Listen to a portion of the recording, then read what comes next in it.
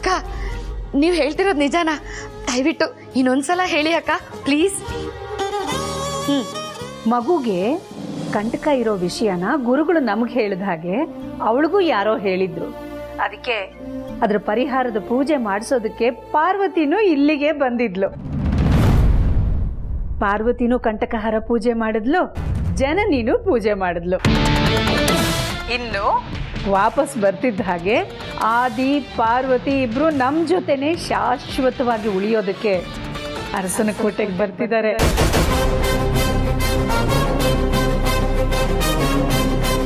ರತ್ನವೇಣಿ, ನೀನು ಇಬ್ರು ನನ್ನ ಹಿರಿ ಮಗ ಸೊಸೆನ ಸ್ವಾಗತ ಮಾಡೋದಕ್ಕೆ ಆರತಿ ಸಿದ್ಧ ಮಾಡ್ಕೊಂಡಿರಿ. ಸರಿ ಅಕ್ಕ, ಎಲ್ಲ ನೀಟಾಗಿ ಅರ್ಥ ಆಯ್ತು. ನಾನು ನೀವು ಬರೋ ದಾರಿನೇ ಕಾಯ್ತಾ ಇರ್ತೀನಿ. ಹಾ, ನಾನು ರತ್ನವೇಣಿಯವರು ಇಬ್ರು ನೀವು ಬರೋ ದಾರಿನ ಕಾಯ್ತಾ ಇರ್ತೀವಿ ಅಲ್ವಾ ರತ್ನವೇಣಿಯವರೇ? ಹಾ ಅದಕ್ಕೆ ಹಾ ಸರಿ.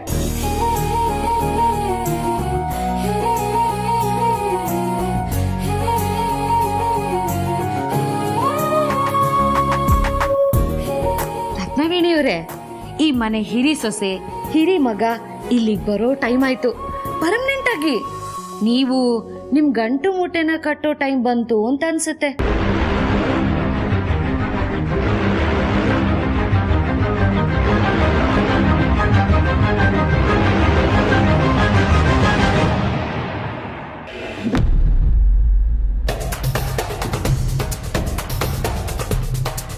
ಅಪ್ಪ, ಏನೋ ಮಾತಾಡಬೇಕು ಅಂತ ಕರ್ಕೊಂಬಂದ್ರಿ, ಅವಾಗಿಂದ ಸೈಲೆಂಟ್ ಆಗಿದ್ದೀರಾ?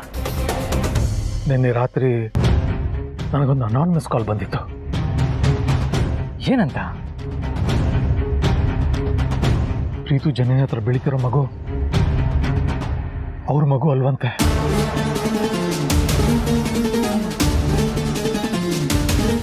ಮತ್ತೆ ಯಾರ ಮಗು ಅಂತ ಹೇಳಕ್ಕೆ ಮತ್ತೆ ಫೋನ್ ಮಾಡ್ತೀನಿ ಅಂದರು. ಆದರೆ ಇದುವರೆಗೂ ಮಾಡಲಿಲ್ಲ ಅವರು.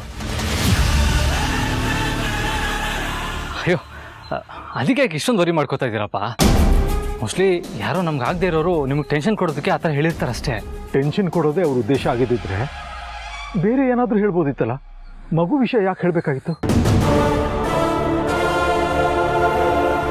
ಅವರಷ್ಟು ಕಾನ್ಫಿಡೆಂಟ್ ಆಗಿ ಹೇಳಿದಾಗಿಂದ ನಾನು ಯೋಚನೆ ಮಾಡಿದೆ, ಜನನಿಗೆ ತಾನು ಹೆತ್ತ ಮಗು ಅಂತ ಪ್ರೀತಿ ಮಮಕಾರ ಇರೋದು ಸಹಜ. ಆದರೆ ಮಗುಗೆ ತನ್ನ ತಾಯಿ ಎತ್ಕೊಂಡ್ಲು ಅನ್ನೋ ಫೀಲಿಂಗ್ ಆಗಲಿ ಸ್ಪಂದಿಸೋದಾಗಲಿ ಅದು ಆಗ್ತಿರ್ಲಿಲ್ಲ. ಅದು ವಿಚಿತ್ರ ಅನಿಸ್ತು ನನಗೆ. ಈಗ ಅದನ್ನೆಲ್ಲ ಯೋಚನೆ ಮಾಡಿದ್ರೆ ನಿಜಕ್ಕೂ ಇದು ಜನನಿ ಮಗು ಅಲ್ವೇನೋ ಅಂತ ಅನಿಸ್ತಾ ಇದೆ. ಅದಕ್ಕೆ ಫೋನ್ ಬಂದಾಗಿಂದ ಮನಸ್ಸಿಗೆ ನೆಮ್ಮದಿ ಅನ್ನೋದೇ ಇಲ್ಲ. ಆ ಅನಾಮಿಕಾ ಹೇಳಿದ ಹಾಗೆ ಆ ವಿಷಯ ನಿಜ ಆಗಿದ್ರೆ ಜನನಿ ಮಗು ಅಂತ ನಾವೆಲ್ಲರೂ ಇಷ್ಟೊಂದು ಹಚ್ಕೊಂಡಿದ್ದೀವಿ. ನಿಜಕ್ಕೂ ಅದು ಬೇರೆ ಯಾರ್ದೋ ಮಗು ಆಗಿದ್ರೆ ಏನು ಮಾಡೋದು? ಇಲ್ಲ ಆದಿತ್ಯ, ಈ ಕನ್ಫ್ಯೂಷನ್ ಭಯದಲ್ಲಿ ನಾನು ಬದುಕಕ್ಕಾಗಲ್ಲ. ಅದಕ್ಕೆ ಮನೆಗೆ ಹೋಗ್ತಿದ್ದ ಹಾಗೆ ಬೇರೆ ಡಾಕ್ಟರ್ಸ್ ಟೀಮ್ಗೆ ಹೇಳಿ ಮಗು DNA ಟೆಸ್ಟ್ ಮಾಡಿಸ್ಬಿಡೋಣ. ನಿಜಕ್ಕೂ ಆ ಮಗು ಪ್ರೀತು ಜನನಿ ಮಗು ಅಲ್ಲ ಅಂತ ಸಾಬೀತಾದರೆ ಆ ಹಾಸ್ಪಿಟಲ್ನವ್ರನ್ನ ನಾನು ಸುಮ್ಮನೆ ಬಿಡಲ್ಲ. ಇರು, ಈಗಲೇ ಆ ಡಾಕ್ಟರ್ಗೆ ಫೋನ್ ಮಾಡಿ ನಾಳೆ ಬೆಳಗ್ಗೆ ನಮ್ಮ ಮನೆಗೆ ಬರೋಕ್ಕೆ ಹೇಳ್ತೀನಿ. ಮಗು ಜನನಿದಲ್ಲ ಅನ್ನೋ ಸತ್ಯ ಗೊತ್ತಾದರೆ ಪಾರ್ವತಿದು ಅನ್ನೋದನ್ನು ಪತ್ತೆ ಮಾಡೋದು ಅಪ್ಪನಿಗೆ ಕಷ್ಟ ಆಗಲ್ಲ. ಆದರೆ ಅದನ್ನು ಪಾರು ಖಂಡಿತ ಸಹಿಸಲ್ಲ. ಹೇಗಾದರೂ ಮಾಡಿ ಅಪ್ಪನ ತಡಿಲೇಬೇಕು. ಅಪ್ಪ ಬೇಡಪ್ಪ. ಯಾಕೆ ಬೇಡ? ಮಗು ನಿಜಕ್ಕೂ ಜನನಿ ಮಗು ಹೌದೋ ಇಲ್ವೋ ಅಂತ ತಿಳ್ಕೊಳ್ಳೋದು ಬೇಡವಾ? ಆ ಸತ್ಯ ನನಗೆ ಗೊತ್ತು ಅಪ್ಪ. ಅದು ಜನನಿ ಹೆತ್ತ ಮಗು ಅಲ್ಲ. ಅಲ್ಲಿಗೆ ಆ ಮಗುಗೆ ಜನ್ಮ ಕೊಟ್ಟವ್ರು ಯಾರು ಅಂತ ಗೊತ್ತಿರಬೇಕಲ್ವಾ? ಯಾರದು ಗೊತ್ತಿಲ್ಲ ಅನ್ಸುತ್ತಲ್ವಾ? ಜನನಿ ಮಗು ಅಲ್ಲ ಅಂತ ಹೇಗೆ ಗೊತ್ತಾಯ್ತು? ಅಷ್ಟು ಹೇಳು ಸಾಕು.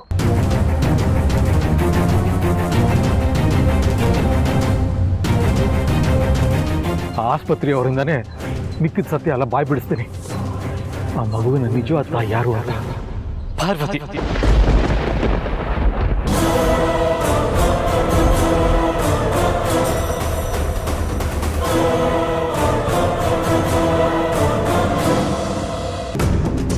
ನಾವೆಲ್ಲರೂ ಜನನಿ ಮಗು ಅಂತ ಅಂದ್ಕೊಂಡಿರೋದು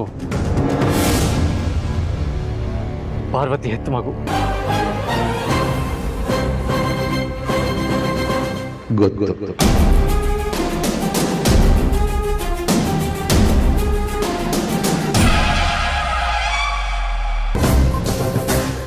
ಅಪ್ಪ,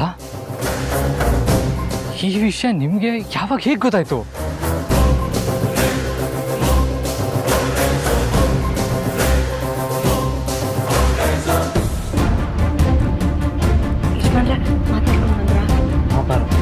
ಎಲ್ಲ ವಿಚಾರಿಸ್ಕೊಂಬಂದೆ. ದೇವಸ್ಥಾನ ಬೆಳಗ್ಗೆ 4 ಗಂಟೆಗೆ ಓಪನ್ ಆಗುತ್ತಂತೆ. ಆದರೆ ಇವಾಗ ನಾವು ಮಾಡ್ಸೋಕ್ಕೆ ಬಂದಿರೋ ಪೂಜೆಗೆ ಪುರೋಹಿತರನ್ನ ಇವತ್ತೇ ನಾವು ಗೊತ್ತು ಮಾಡಬೇಕಂತೆ. ಯಾಕೆಂದರೆ ದಿನ ಬೆಳಗಾದರೆ ಅಲ್ಲಿ ಒಂದಲ್ಲ ಒಂದು ಪೂಜೆ ಮಾಡಿಸೋದಕ್ಕೆ ಜನ ಬರ್ತಾನೆ ಇರ್ತಾರಂತೆ.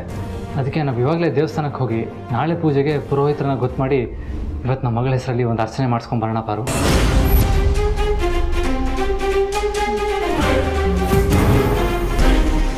ನಮ್ಮ ಮಗಳು ಅಂತಿದ್ದಾನೆ. ಯಾವ ಮಗಳ ಬಗ್ಗೆ ಮಾತಾಡ್ತಿದ್ದಾನೆ ಆದಿತ್ಯ? ನನ್ನ ಮಗಳಿಗೆ ಕಂಟಕ ಇದೆ ಅಂತ ಹೇಳಿದ್ದಕ್ಕೆ ಮನೇಲಿ ಮೀಟಿಂಗ್ ಇದೆ ಅಂತ ಸುಳ್ಳು ಹೇಳಿ ಬಂದಿದ್ದೀವಿ. ಎಲ್ಲ ಒಳ್ಳೇದಾಗುತ್ತಲ್ವಾ ಯಜಮಾನ್ರೆ? ನನ್ನ ಮಗಳಿಗೆ ಯಾವ ಕಂಟಕನೂ ಕಾಡಲ್ಲ ಅಲ್ವಾ? ಆ ಕಂಟಕ ಕಳೀಲಿ ಅಂತಾನೆ ಪಾಪಾರು ನಾವು ನಮ್ಮ ಮಗಳ ಹೆಸರಲ್ಲಿ ಪೂಜೆ ಮಾಡಿಸೋಕ್ಕೆ ಇಲ್ಲಿವರೆಗೂ ಬಂದಿರೋದು. ನಾಳೆ ಬೆಳಗ್ಗೆ ಪೂಜೆ ಆಗ್ತಿದ್ದ ಹಾಗೆ ನಮ್ಮ ಮಗಳ ಕಂಟಕ ಎಲ್ಲ ದೂರ ಆಗುತ್ತೆ. ಇನ್ನೇನು ಯೋಚನೆ ಮಾಡಬೇಡ ಪಾರು. ನಾಳೆ ಬೆಳಗ್ಗೆ ಆಗ್ತಿದ್ದ ಹಾಗೆ ಮಗುವಿನ ಹೆತ್ತ ತಾಯಿ ನೀನು ಕೂತ್ಕೊಂಡು ಪೂಜೆ ಮಾಡ್ತೀಯ. ಆಗ ಜನನಿ ಹತ್ರ ಬೆಳೀತಾ ಇರೋ ನೀನು ಹೆತ್ತ ಮಗುಗೆ ಕಂಟಕ ದೂರ ಆಗುತ್ತೆ. ಜನನಿ ಹತ್ರ ಇರೋ ಮಗು ನನ್ನ ದೊಡ್ಡ ಸೊಸೆ ಹೆತ್ತ ಮಗುನ ಹೆಂಗೆ ಸಾಧ್ಯ? ಇವರಿಬ್ರು ಮಾತು ಕೇಳ್ತಿದ್ರೆ ಅದೇ ನಿಜ. ಬಟ್ ಯಾಕದು ಜನನಿ ಮಗಳಾಗಿ ಬೆಳೀತಿದೆ? ಮತ್ತೆ ಜನನಿ ಹೆತ್ತ ಮಗು ಅದೇ ಇಲ್ಲಿ ಏನು ಕೇಳ್ತಿರೋದು? ನಾನು ಎಲ್ಲನೂ ತಿಳ್ಕೋಬೇಕು ಈ ಕ್ಷಣನೇ. ರಘು ಯಾಕೆ ಇಷ್ಟೊತ್ತಾದರೂ ಬಂದಿಲ್ಲ? ಫೋನಲ್ಲಿ ಮಾತಾಡ್ಕೊಂಬರ್ತೀನಿ ಅಂತ ಹೋದ್ರು ದೇವಸ್ಥಾನಕ್ಕೆ ಹೋಗೋಕ್ಕೆ ಲೇಟ್ ಬೇರೆ ಆಗ್ತಾ ಇದೆ.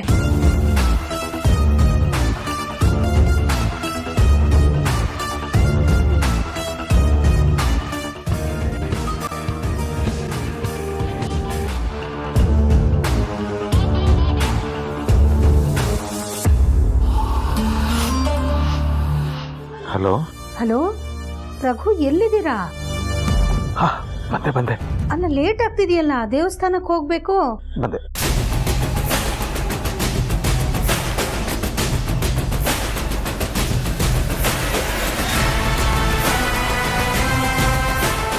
ಅವಸರದಲ್ಲಿ ಕೇಳಿ ತಿಳ್ಕೊಳ್ಳೋ ವಿಷಯ ಅಲ್ಲ.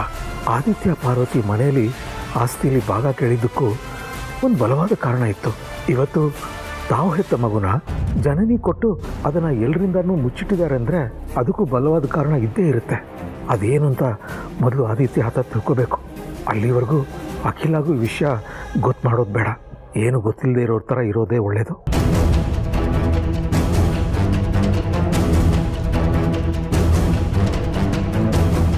ನೆನೆ ನೀನು ಪಾರ್ವತಿ ಮಾತಾಡ್ತಾ ಇದ್ದದನ್ನು ಕೇಳಿಸ್ಕೊಂಡಾಗಿಂದ ಮನಸ್ಸಲ್ಲಿ ದೊಡ್ಡ ಹೋರಾಟನೇ ನಡೀತಿದೆಯಪ್ಪ.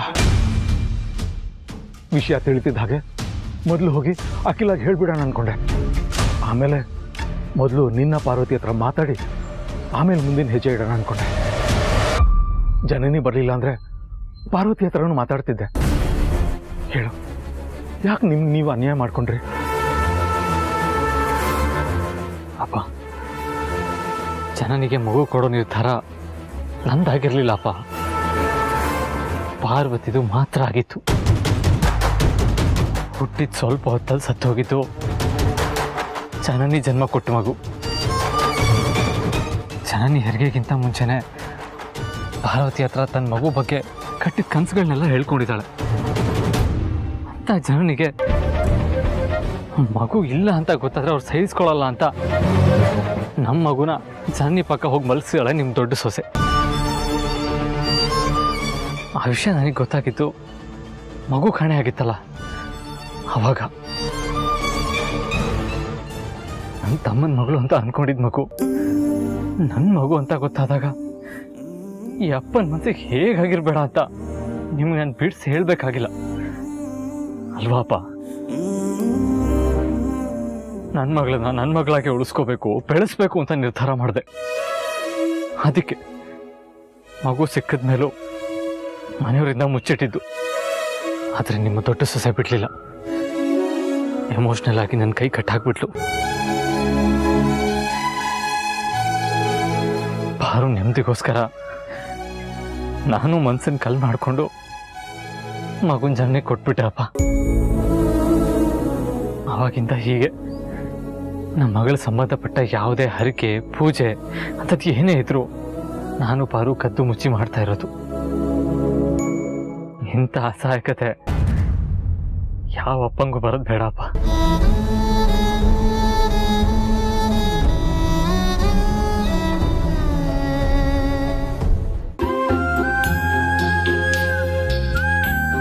ಏನು ವಿಷಯ ಜನ್ನಿ?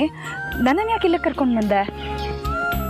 ಸುದ್ದಿ ಬಳಸಿ ಹೇಳೋದಕ್ಕೆ ನನಗೂ ಇಷ್ಟ ಇಲ್ಲ ಅಕ್ಕ. ವಿಷಯನ ನೇರವಾಗಿ ಹೇಳೋದ್ರಿಂದ ನನ್ನ ನೋವು, ಒಬ್ಬ ತಾಯಿ ಅಸಹಾಯಕತೆ ನಿಮಗೂ ಬೇಗ ಅರ್ಥ ಆಗ್ಬೋದು. ನನ್ನ ಮಗುಗೆ ಕಂಟಕ ಕಳೀಲಿ ಅಂತ ನೀವು ಪೂಜೆ ಮಾಡಿದ್ದು ನನಗೆ ಸ್ವಲ್ಪನೂ ಇಷ್ಟ ಆಗಲಿಲ್ಲ ಅಕ್ಕ. ಅಲ್ಲ ಜನನಿ, ಅದು ಮಗು ಒಳ್ಳೇದಾಗ್ಲಿ ಅಂತ ನಾನಕ್ಕ ಆ ಮಗುನ ಹೆತ್ತೋಳು. ಮಗುಗೆ ಕಂಟಕ ಕಳಿಯೋ ಪೂಜೆ ಮಾಡಬೇಕಾಗಿರೋದು ಆದ್ರೆ ಹೆತ್ತೋಳಲ್ವಾ? ಅಂದ್ರೆ ನಾನ್ ತಾನೆ. ಭವಿಷ್ಯ ನುಡಿಯೋರು ಬಂದು ಮಗುಗೆ ಕಂಟಕ ಇದೆ ಅಂತ ಹೇಳಿದ ತಕ್ಷಣ ನಿಮ್ಮ ಪಾಡಿಗೆ ನೀವು ಬಂದು ಪೂಜೆ ಕೂತ್ಕೊಂಡ್ಬಿಟ್ರೆ ಮಗು ಕಂಟಕ ಹೇಗಕ್ಕ ಕಳಿಯುತ್ತೆ? ಮಗುನ ಹೆತ್ತ ತಾಯಿ ನಾನು ಪೂಜೆ ಮಾಡಿದ್ರೇ ತಾನೆ ಮಗುಗಿರೋ ಕಂಟಕ ಪರಿಹಾರ ಆಗೋದು. ಗುರುಗಳು ಬಂದು ಮಗುಗೆ ಕಂಟಕ ಇದೆ ಅಂತ ಹೇಳಿರ್ಲಿಲ್ಲ ಅಂತಿದ್ರೆ ನನಗೆ ವಿಷಯನೇ ಗೊತ್ತಾಗ್ತಿರ್ಲಿಲ್ಲ. ಆಗ ನಿಮ್ಮ ಪಾಡಿಗೆ ನೀವು ಬಂದು ಮಗು ಕಂಟಕದ ಪರಿಹಾರ ಪೂಜೆನ ನೀವು ಮಾಡಿದಿದ್ರೆ ಅದಕ್ಕೆ ಫಲನೂ ಸಿಗ್ತಾ ಇರ್ಲಿಲ್ಲ, ಮಗು ಕಂಟಕನೂ ಕಳೀತಿರ್ಲಿಲ್ಲ. ಎಂತ ದೊಡ್ಡ ತಪ್ಪಾಗ್ಬಿಡ್ತಿತ್ತಲ್ವಾ ಅಕ್ಕ ನಿಮ್ಮಿಂದ.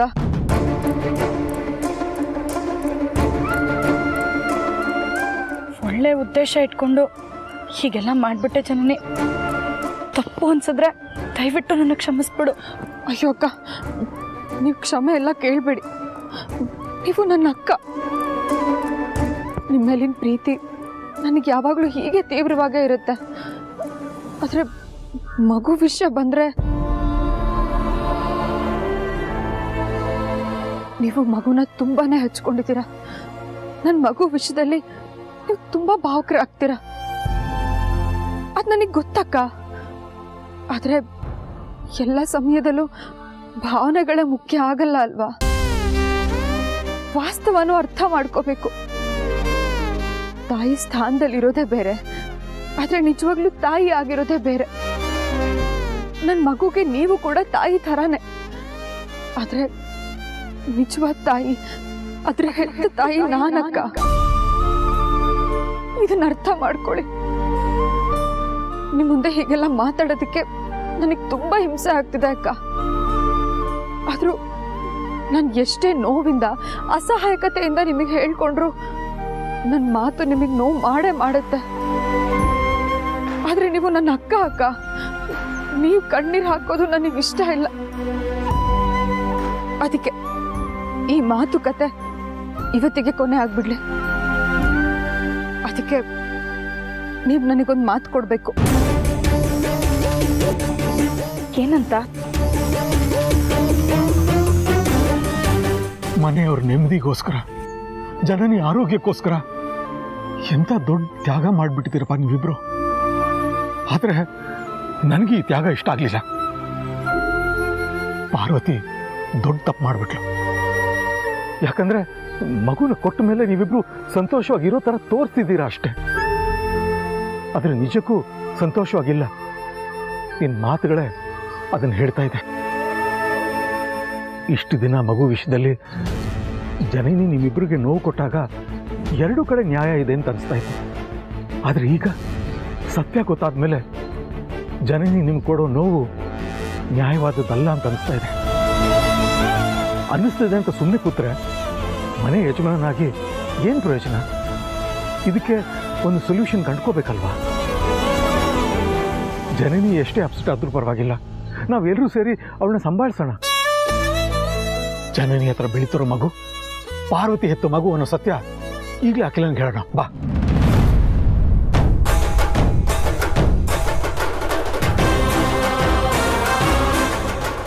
ಯಾವುದೇ ಕಾರಣಕ್ಕೂ ಮಗು ರಹಸ್ಯ ಅಮ್ಮಂಗೆ ಗೊತ್ತಾಗಬಾರ್ದು ಅಪ್ಪ. ಅಖಿಲ ಗೊತ್ತಾದ್ರೆ ಮಾತ್ರ ನಿನ್ನ ಮಗು ನಿನ್ನ ಪಾರ್ವತಿ ಮಗುವಾಗಿ ಬೆಳೆಯೋಕ್ಕೆ ಸಾಧ್ಯ. ಬೇಕಾಗಿಲ್ಲ. ದಡ್ಡಂತರ ಹಾಡಬೇಡ ಆದಿತ್ಯ. ಪಾರ್ವತಿ ಹತ್ರ ನಮ್ಮ ಮಗುನ ನಮ್ಮ ಹತ್ರನೂ ಉಳಿಸ್ಕೊಳ್ಳೋಣ ಅಂತ ಕಣ್ಣೀರು ಹಾಕ್ತೀಯ. ಅದಕ್ಕೆ ಪ್ರಯತ್ನ ಪಡ್ತೀನಿ ಅಂದರೆ ಬೇಡ ಅಂತೀಯ. ಬೇಕಪ್ಪ, ನನಗೆ ನನ್ನ ಮಗಳು ಬೇಕು. ಆದರೆ ಇವಾಗ ಸತ್ಯ ಹೇಳೋದ್ರಿಂದ ಇಬ್ರು ತಾಯಿಗೆ ಅನ್ಯಾಯ ಮಾಡ್ದಾಗುತ್ತೆ. ಪಾರುಗೆ ನನ್ನ ಮಗಳನ್ನ ವಾಪಸ್ ಇಸ್ಕೊಳ್ಳೋದು ಇಷ್ಟ ಇಲ್ಲ.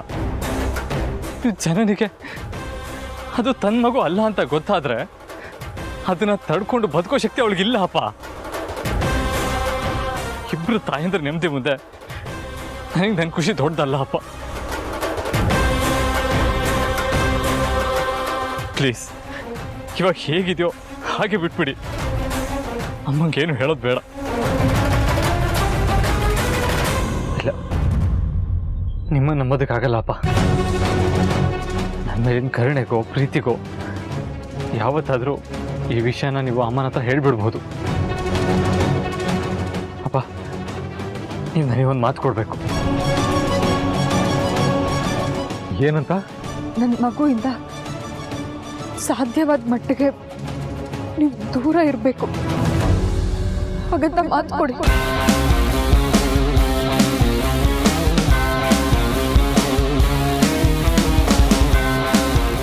ಪ್ರಯತ್ನ ಮಾಡ್ತೀನಿ.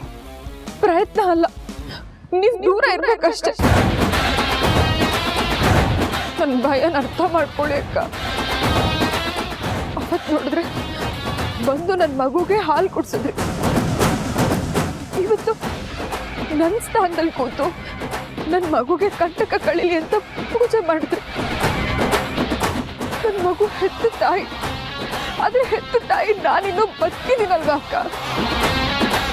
ನಾನು ಮಾಡ್ಬೇಕಾಗಿರೋದು ಎಲ್ಲ ನೀವೇ ಮಾಡ್ತಾ ಹೋದ್ರೆ ನಾನು ಏನ್ ಮಾಡ್ಬೇಕು? ನನ್ನ ಮಗು ಅಕ್ಕ ಅದು. ಅದ್ ಬೆಳೀತಾ ಬೆಳೀತಾ ನೀವ್ ಅದ್ರ ಮೇಲೆ ಅತಿಯಾದ ಪ್ರೀತಿ ತೋರಿಸಿ ಅದ್ ನಿಮ್ಮನ್ನೇ ಹಚ್ಕೊಂಡ್ರೆ ನಾನು ಎಲ್ಲೇ ಹೋಗ್ಲಿ?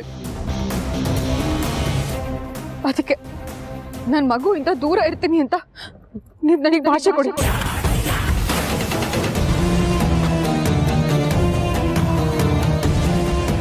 ಇನ್ಯಾವತ್ತೂ ಅಮ್ಮಂಗೆ ಮಗು ಸತ್ಯ ನಿಮ್ಮ ಮೂಲಕ ಗೊತ್ತು ಮಾಡಲ್ಲ ಅಂತ ನನಗೆ ಮಾತು ಕೊಡಿ.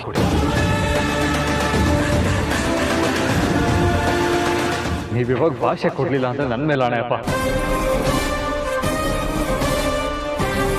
ದಯವಿಟ್ಟು ಭಾಷೆ ಕೊಡಿ ಅಕ್ಕ.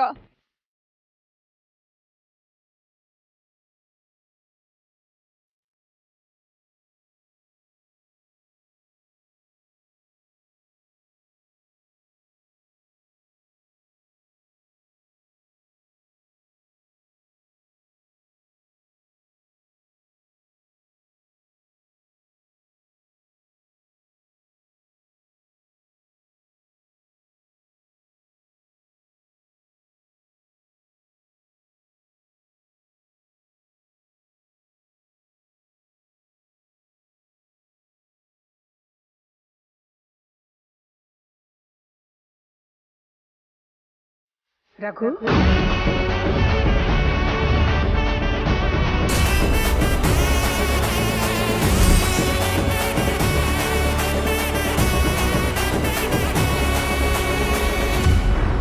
ಏನ್ ಭಾಷೆ ಕೊಡ್ತಿದ್ರಿ ರಘು? ಅದು ಅಖಿಲ ಏನಿಲ್ಲ, ಊರಿಗೆ ಹೋಗ್ತಿದ್ದ ಹಾಗೆ ನೀನು ಪಾರ್ವತಿ ಇಬ್ಬರು ಅರಸನಕೋಟೆಗೆ ಬರ್ತೀರಾ, ಯಾವುದೇ ಕಾರಣ ಕೊಟ್ಟು ಹೊರಗೆ ಉಳಿಯಲ್ಲ ಅಂತ ಭಾಷೆ ತಗೋತಿದ್ದೆ ಅಷ್ಟೇ. ಆದರೆ ರಘು, ನೀವು ಭಾಷೆ ತಗೊಳ್ಳೋ ಥರ ಇರಲಿಲ್ಲ, ಭಾಷೆ ಕೊಡೋ ಥರ ಇತ್ತಲ್ಲ? ಓ ಅದನ್ನ ನಾನು ಹೇಳ್ತೀನಮ್ಮ. ಹೇಗಿದ್ರು ನಾವು ಅರಸನಕೋಟೆಗೆ ವಾಪಸ್ ಬರ್ತೀವಿ. ಆದರೆ ನೀವು ನಿಮ್ಮ ಆರೋಗ್ಯನ ಕರೆಕ್ಟಾಗಿ ನೋಡ್ಕೊಬೇಕು. ಟೈಮ್ ಟು ಟೈಮ್ ಊಟ ತಿಂಡಿ ಎಲ್ಲ ಸರಿಯಾಗಿ ಮಾಡಬೇಕು. ಯಾವ ವಿಷಯನೂ ಮನಸ್ಸಿಗೆ ಹಚ್ಕೋಬಾರ್ದು, ಕೊರಗಬಾರ್ದು ಅಂತ ಭಾಷೆ ತಗೊಳ್ತಾ ಇದ್ದೆ. ಅಲ್ವಾಪ್ಪ? ಸರಿಯಾಗಿದ್ದೀರಾ ನೀವು ಅಪ್ಪ ಮಗ ಇಬ್ರು. ಊರಲ್ಲೆಲ್ಲ ಕಾಯ್ತಿರ್ತಾರೆ, ಹೊರಡೋಣವಾ? ಜನನಿ ಪಾರ್ವತಿನ ಹೊರಗಡೆ ಕರ್ಕೊಂಡು ಹೋಗಿದ್ದಾಳಲ್ಲ, ಅವರಿಬ್ರು ಬರ್ತಿದ್ದ ಹಾಗೆ ಹೊರಟ್ಬಿಡೋಣ.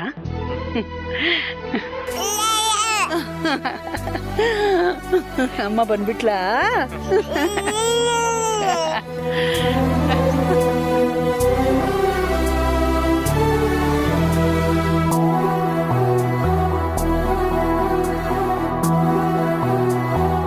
ನಾವೆಲ್ಲ ಹೀಗೆ ಒಟ್ಟಾಗಿರೋದನ್ನ ನೋಡಕ್ಕೆ ನನಗೆ ಎಷ್ಟು ಸಂತೋಷ ಆಗ್ತಿದೆ ಗೊತ್ತಾ?